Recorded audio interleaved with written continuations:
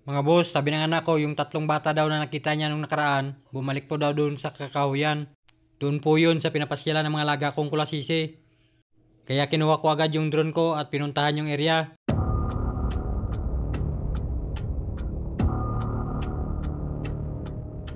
At dito, iniisip ko po kung ano ang dapat at tamang gawin para sa kanila kasi ilang ulit ko na po sila pinagbabawalan dito mga boss. Dito mga boss, nahirapan pa pumasok yung drone kasi sobrang daming dahon. Nadidetect po ng sensor. Medyo malawak po yung area. Kaya nagpaikot-ikot lang muna ako. Medyo kinabahan na po ako dito mga boss para sa aking drone kasi sa kabila malakas na po ang ulan. Medyo mahaba po itong video mga boss pero ikakat ko na lang. Dito ko po sila nakita mga boss sa kabila. At dito napansin siguro nila ang huni ng drone saka lumabas po sila sa kanilang tinataguan. Kukunin sana nila yung katihan nila mga boss pero pinadikit ko na sa kanila yung drone kaya tumakbo na lang sila. Iniwan yung katihan.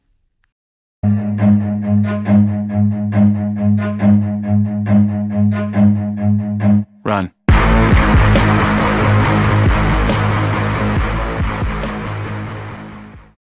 Dito po abang sinusundan sila ng drone, hindi ko alam kung anong naramdaman ko.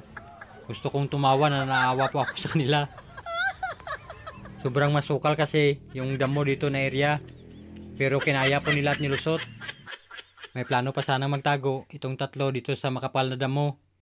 Napansin siguro nila na sumusunod yung drone kaya tuloy yung takbo nila.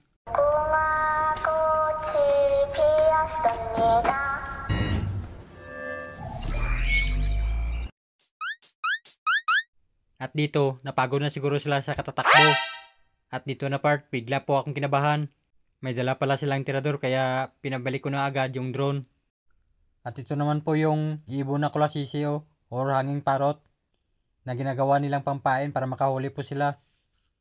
Kaya delikado po dito yung mga alaga ko mga boss. Dito lang po palagi kasi pumapasyal yung mga alaga kong kulasisi. Kaya hindi ko po sila pwedeng pabayaan na dito manghunt. Mga boss, ito na po yung ginawa nilang pampain sa mga kulasisi pag nanghuli sila.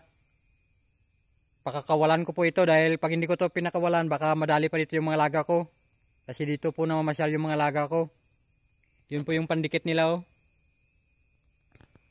Kagandang kulasisi oh, malaki. Ito na po yung kulasisi nila oh, papakawalan po natin. Aray. Malaya ka na. Sige na, guna. Yun. Kulasisi nila mga boss, pinakawalan ko na pero alam kong babalikan nila ito. Kaya iniwanan ko ng 500 para hindi sumama yung loob nila. Kasi pag hindi ko yun ginawa, mapapahamak po yung mga alaga kong kulasisi. Kawawa naman. Sana maintindihan nila. Yun na po mga boss, binalik ko na po sa pisto at saka yung iniwan ko na pera nandun po sa taas.